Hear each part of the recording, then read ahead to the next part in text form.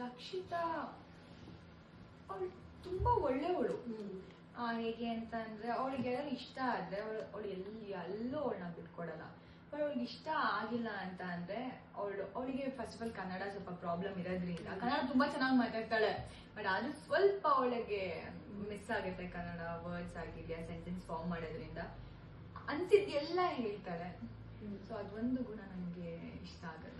ಆತರ ಏನೋ ಫೀಲಿಂಗ್ ಇಲ್ಲ, ಯಾಕಂದ್ರೆ ಅಷ್ಟು ವಾರಗಳು ನಾವಲ್ಲಿ ಸರ್ವೈವ್ ಆಗ್ತಿರ್ತೀವಿ ಅಂತಾನೆ ನಾವಲ್ಲೇನೋ ಮಾಡ್ತಿರ್ತೀವಿ ಅನ್ನೋದನ್ನೆಲ್ಲ ಆಡಿಯನ್ಸ್ ನೋಡ್ತಿರ್ತಾರೆ. ಇಲ್ಲ ಸಮ್ಟೈಮ್ಸ್ ಲಕ್ಕಲ್ಲೂ ಹೋಗುತ್ತೆ, ಅದೃಷ್ಟ ತುಂಬಾ ಇಂಪಾರ್ಟೆಂಟ್. ನಾನು ಅದನ್ನು ಬಿಲೀವ್ ಮಾಡ್ತೀನಿ ಸ್ವಲ್ಪ.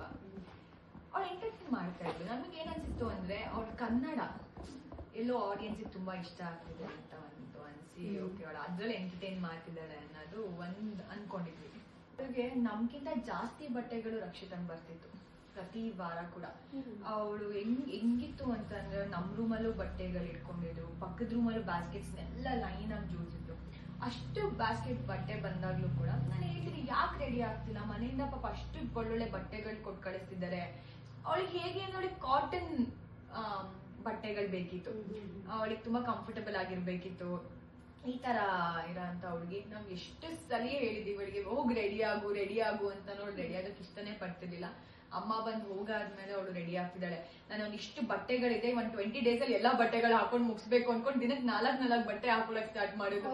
ಬೆಳಿಗ್ಗೆ ಒಂದು, ಮಧ್ಯಾಹ್ನ ಒಂದು, ಒಂದೊಂದ್ಸಲಿ ನೈಟ್ ಮಲ್ಕೋಬೇಕಾದ್ರೆ ಚೆನ್ನಾಗಿರೋ ಬಟ್ಟೆ ಹಾಕೊಂಡ್ ಮಲ್ಕೋತಿದ್ರು. ನಾವ್ ಕೇಳ್ತಿದ್ವಿ ಯಾಕೆ ಈ ತರ ಅಂತ. ಇಷ್ಟು ಬಟ್ಟೆಗಳಿದೆ, 20 days ಅಲ್ಲಿ ಎಲ್ಲಾ ಬಟ್ಟೆ ಹಾಕೊಂಡ್ ಮುಗಿಸ್ತೀನಿ ನಾನು ಅಂತ ಹೇಳ್ತಾ ಇದ್ರು.